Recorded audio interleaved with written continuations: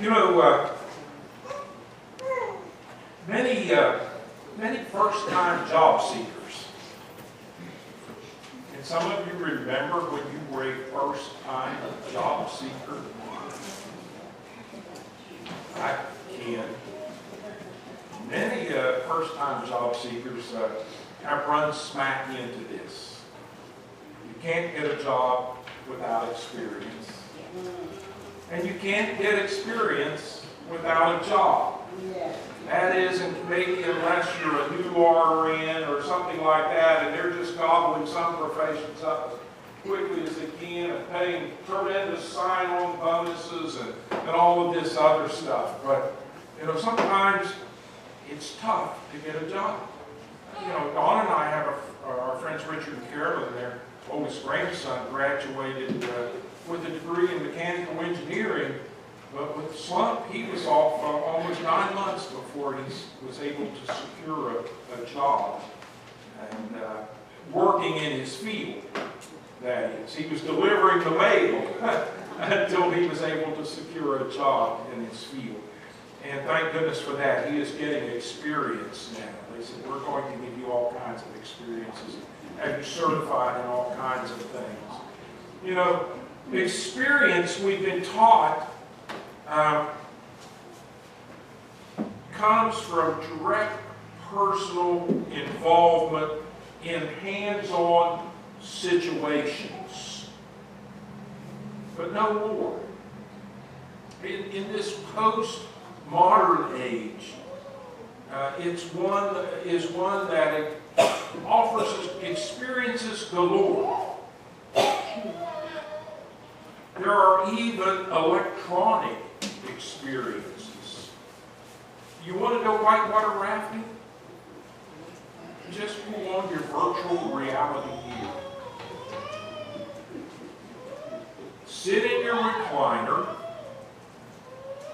and go for it. The experience is so real, I'm told, that you might need Dramamine. You know, I've always wanted to ride a huge roller coaster and also a gigantic Ferris wheel. But anything that gets me going around or suddenly up and down, I have motion sickness with some things. And also, I'm not real keen on heights. So, I've never gotten on either one, and if I did or even did it virtually, I would need some Dramamine. I mean, I can ride in a car, or I can go in a canoe, anything like that. But some things really, some experiences I don't need. You want to have lots of friends crowding your home and filling it with comfortable laughter and companionable chatter. All you have to do is switch on one of the interactive bulletin boards. Plunk down at your solitary computer and join the party. There's an experience. Postmodern culture creates experience junkies. And they're not worried about the meaning of life, what the meaning of life may or may not be.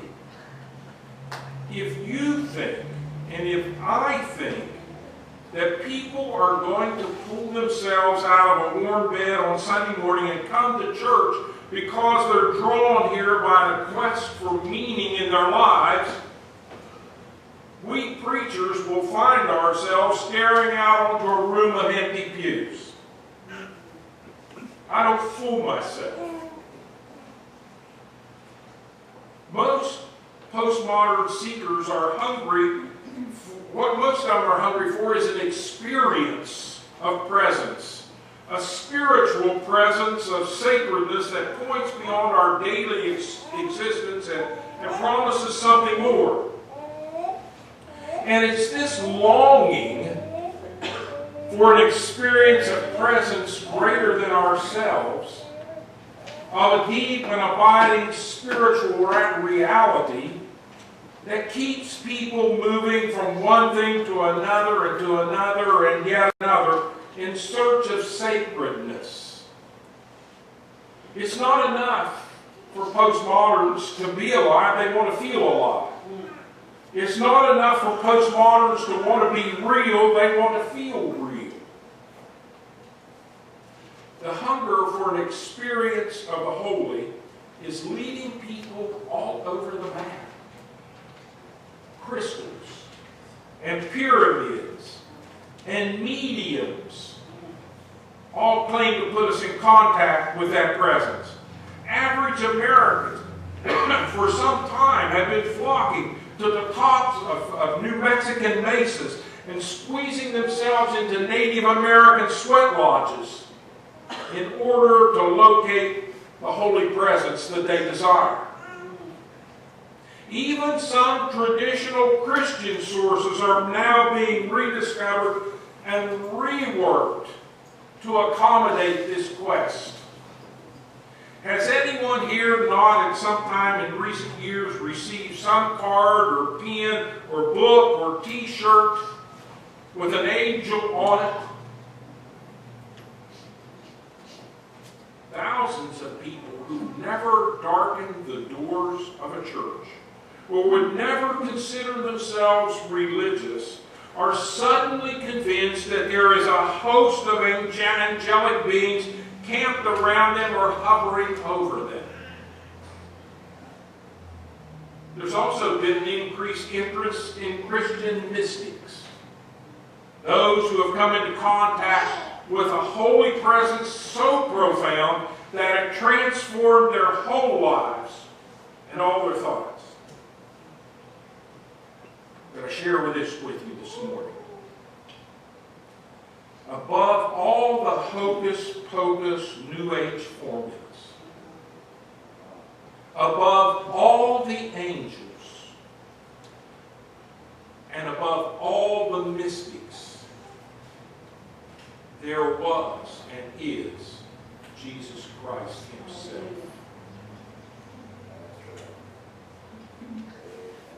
Before all creation and above all creation, there is Jesus.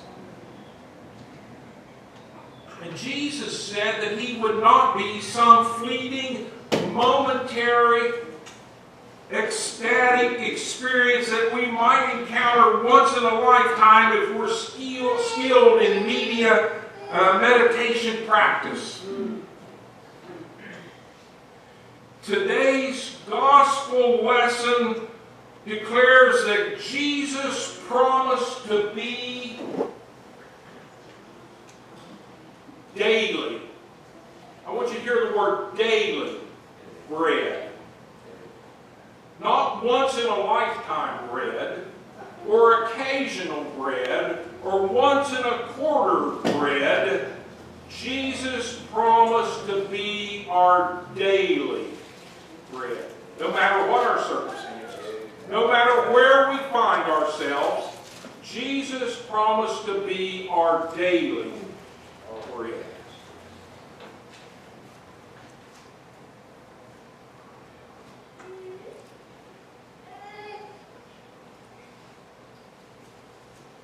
And He says that daily bread presence,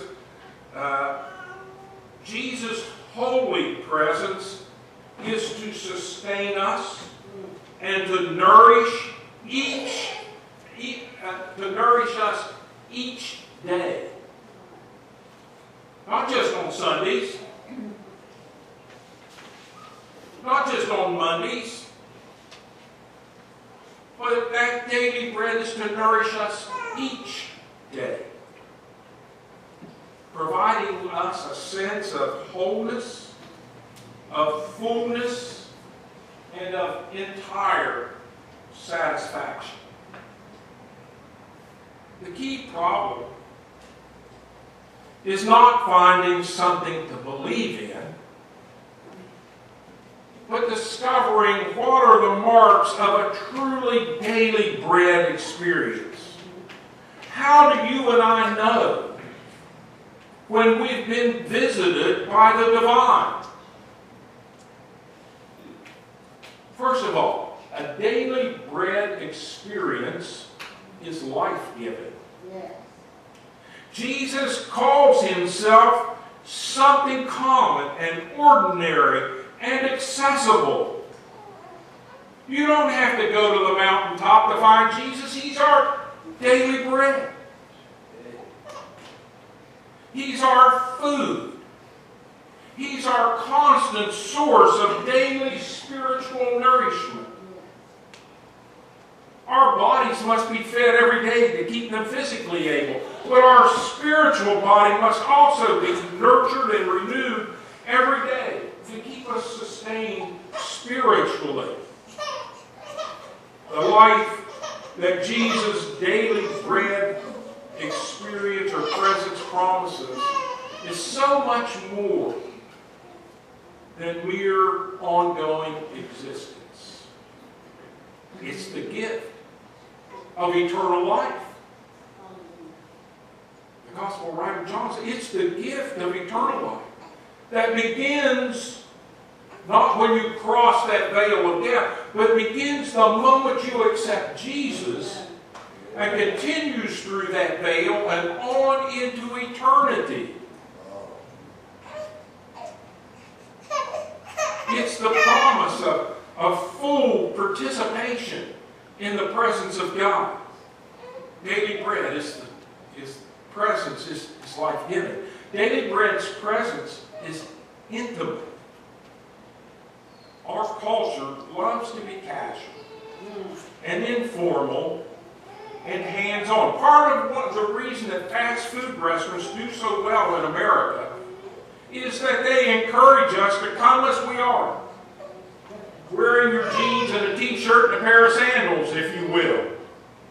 And they encourage us to eat our food with our fingers. When I get my burgers and fries, I never get a fork. Huh? You eat it with your fingers, don't you, Sean? Yeah, you eat it with your fingers. Daily bread is like that. It's finger food for the soul, if you would. We come close to the presence of Jesus and we can share a comfortable intimacy with that daily bread kind of presence. And lastly, a daily bread presence is mysterious. The power that can offer eternal life, folks, think about it. The power that can offer eternal life and put us in touch with God, the Creator, is beyond our finite comprehension. It's beyond it. You know, there is a mountaintop and a tabletop quality to the divine presence. But perhaps the greatest mystery surrounding the daily bread presence that we receive from Jesus is the element of grace. The element of grace that brings it to our table in the first place. This is the mystery to which John's text keeps returning over and over again. To experience the manifestations of transcendence, Jesus says that all we have to do is believe. That's all we've got to do. Just believe. But that very belief is itself a mysterious gift of grace. A manifestation of a prevenient presence already at work within you and I. Will you allow yourself to experience a feeling of presence this morning? Do you feel alive with God's presence in your life? Do you have presence? The presence of God. Jesus said that He is the bread that came down from heaven. Jesus says. He is our daily bread. Not our sometimes bread.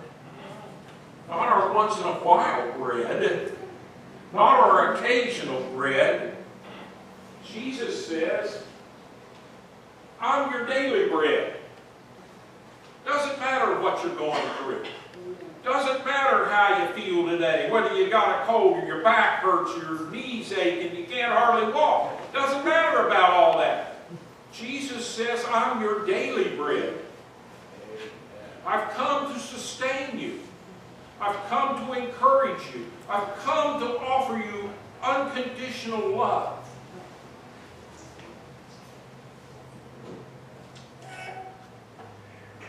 This is the bread that came down from heaven. Something common, something ordinary, and yet so mysterious and so exceptional. Our daily bread. We're going to sing our closing hymn. And that closing hymn is I Stand Amazed in the Presence. And I'm going to offer you, and if folks respond, Ralph, and we get done singing that song, you just keep right on playing something, okay? I'm going to offer you today an opportunity to come forward to share a piece of the bread that came down from heaven. A piece of our daily bread. If you'd like to do that, please feel free to come. We're going to sing, as you stand, I stand amazed in the presence of Jesus.